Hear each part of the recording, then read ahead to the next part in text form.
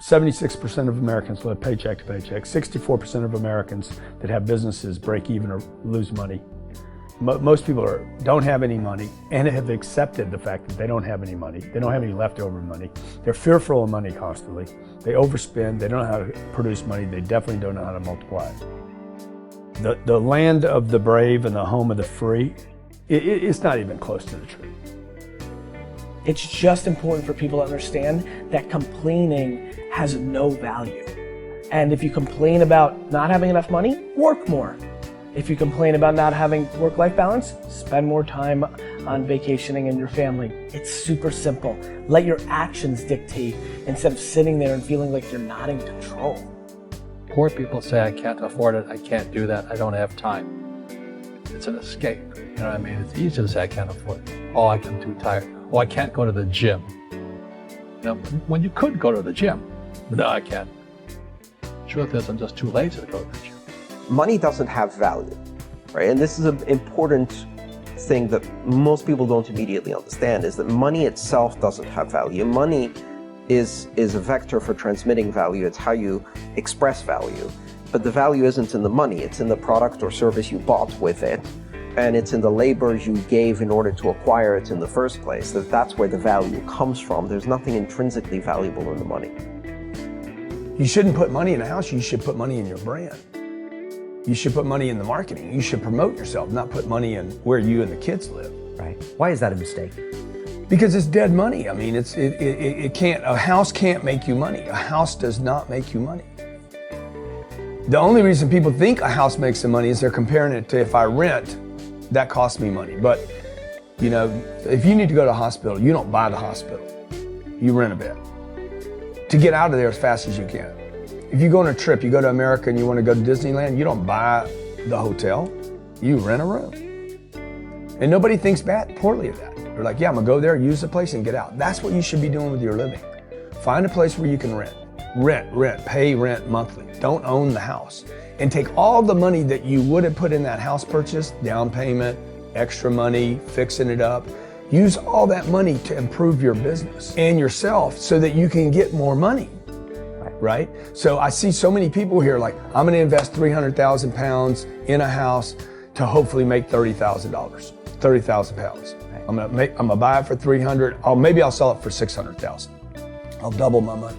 Fixed in one place, by the way, where no money comes to you. Money does not go to homes. Right, and that's a big thing on your career is moving locations. Yeah, I've moved 5 or 6 times. I can move another 4 or 5 times. Because people who stay in the same place get too comfortable. If you study wealthy people, they're mercurial. They're moving, they're mobile. They're not talking, Warren Buffett and Bill Gates do not talk about the home they live in. They talk about the places they're going to. They go meet money, they go meet wealth, they go meet connections.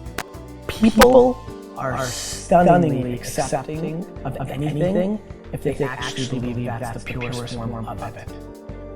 I think I'd be less acceptable if I hedged. I really do. People will accept you. People accept everything. Just be you. Be you, and clearly people like react. When you're trying to fake something and you've got bad intent, well then that's visceral and we hate. But I actually think we don't give love to the person that actually knows they have it, and they're trying to fake it to conform. Hence why I won't adjust to this market all the way because I don't think I'll be respected. I know what my intent is. So why would I be scared? I want to build the biggest building in town. That's who I am. And you know how I want to do that? By building the biggest building in town. And a lot of people want to build the biggest building in town. And you know how they want to do it? By tearing everybody else's building down. Poverty is passed on. It's taught in your families. And middle class is taught in families. And so the people right now who are sitting at home, who are struggling financially or worried about money or unhappy, they may be making a lot of money, but unhappy with what they're doing, it was probably taught to you. You know, your super ego was taught, get a job, work hard, or you'll never be rich, or the rich are evil, or whatever. And until you change your mindset, Correct. Money won't help you, right? Correct. And we see that with people that win the lottery, people that make more money, they still have the same problem. Right. Because they have that poor man's soul. Right. If you're poor, you'll always be poor. That's really hard for people to Yeah, understand. the money will disappear that fast. Just like most pro athletes, they make millions of dollars, and but 65% are bankrupt 5 years later. It's because they come from poor families. Now you tell them that, they get very angry at you. It's not, it's the rich fault. It's you guys ripped me off and government ripped me off. But unfortunately, what Mr. Lipton was saying, it's passed down genetically. That's the frightening thing. And it's interesting when you commit to something, little gifts just start automatically showing up. It's a phenomenal thing. It's happened my whole career. When I fully commit, somebody will bring me something. And then look, then keep your eyes open. And by the way, the package may come wrapped in a package you weren't thinking about. Hard work. Or like a voice, or like a person, or maybe from a different direction than you thought, or an offering where you're like, you read something about this and that's not the thing. Like all throughout my career, it's come in weird kind of ways. If you ask for help and somebody shows up at the door, maybe invite them in, regardless of what the packaging is or what you've heard about it or whatever. That's really been beneficial to me. How old are you? I've had financial crashes. I've had people stab me in the back, but they're all good because I grow from it. That's spirituality. People who are afraid of making mistakes, like they teach in school, they don't ever grow. Because spirituality is there's good and there's bad, there's right and there's wrong, there's up and there's down. Most people only want to be right, they only want to be positive. Well, you can't have that. That's not reality. And the average person, the reason they're poor is they haven't failed. They play it so safe. They haven't made any mistakes like they're taught in school. That means they don't learn anything. That's why the school system's actually fundamentally corrupt. It's anti-education. Don't make mistakes and don't ask for help. And if I didn't ask for help, I have my accountants, my attorneys, my bankers, and all that. I go into business like a rugby team.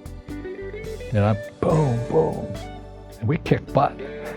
But the average guy is standing there, I'm an A student, I'm going to do this all on myself, and a bunch of rugby players run you over. You go, well, they're not playing fair. You're playing stupid. You should have a team. You should have accountants, attorneys, and bankers, and all that stuff. But that's not the game I want to play. I said, then don't play the game. The game of business is played with accountants, attorneys, bankers, hate to say it, politicians. You got to know the game. Like, I don't want to hustle. I want to prosper. I don't want to grind. I want to create a machine that monetizes. I'm not shameful of money. I want money. I want a lot of money.